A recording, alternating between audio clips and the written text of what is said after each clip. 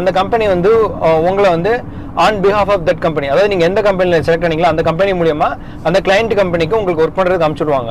So அனுப்பிச்சுடும் போது client வந்து உடனே உங்களை அப்படியே எடுத்துக்க மாட்டான். அதே ஒரு இன்டர்வியூ வைப்பான். ஆக்சுவலாக அந்த இன்டர்வியூ ரொம்ப ஸ்ட்ரிக்டாக இருக்காது. பட் முடிஞ்ச அளவுக்கு உங்களை வந்து டெக்னிக்கலாக ஃபில்டர் பண்ண ட்ரை பண்ணுவாங்க. அந்த ப்ராஜெக்ட் தகுந்த நாலேஜ்லாம் இருக்கா அப்படின்னு சொல்லி எக்ஸ்பெக்ட் பண்ணுவாங்க. அந்த நாலேஜ்லாம் இருந்தால் மட்டும்தான் உங்களை வந்து அந்த கிளைண்ட்டில் வந்து அதாவது பில்லிங் அப்படின்னு சொல்லுவாங்க. பில்லிங் அப்படிங்கிறது என்னன்னு பார்த்தீங்க அப்படின்னா பில் பண்ணுறது, அதாவது உங்களுக்கு வந்து காசு கொடுக்குறது அந்த கிளைண்ட் ரெடி அப்படின்னு சொன்னதுக்கப்புறம் தான் பில்லிங் அப்படிங்கிற ஸ்டார்ட் பண்ணுவாங்க. இதுக்கு பேர் தான் கிளைண்ட் இன்டர்வியூ. இந்த கிளைண்ட் இன்டர்வியூல ரிஜெக்ட் ஆகிறது சான்ஸ் இருக்குது அப்படின்னா நிறைய சான்ஸ் இருக்குது.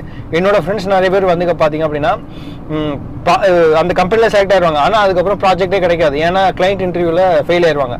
அதுக்கப்புறம் அந்த கிளைண்ட் இன்டர்வியூ ஃபெயில் ஆகிறது வந்து இந்த டைம் இருக்குல்ல, அதாவது நீங்கள் ப்ராஜெக்ட் ஒரு கம்பெனியில் செலக்ட் ஆயிருவீங்க, ஆனால் உங்களுக்கு ப்ராஜெக்ட் கிடைக்காது. ஏன்னா கிளைண்ட் இன்டர்வியூவில் நீங்கள் ஃபெயில் ஆகிட்டு இருப்பீங்க. ஸோ அதில் வந்து என்னன்னா ஒரு பர்டிகுலர் டேட் வச்சிருப்பாங்க, லைக் ஒரு 70 days 90 days ஒவ்வொரு கம்பெனிக்கு தகுந்த மாதிரி. நீங்கள் அந்த டைமுக்குள்ள செலக்ட் ஆகல அப்படின்னா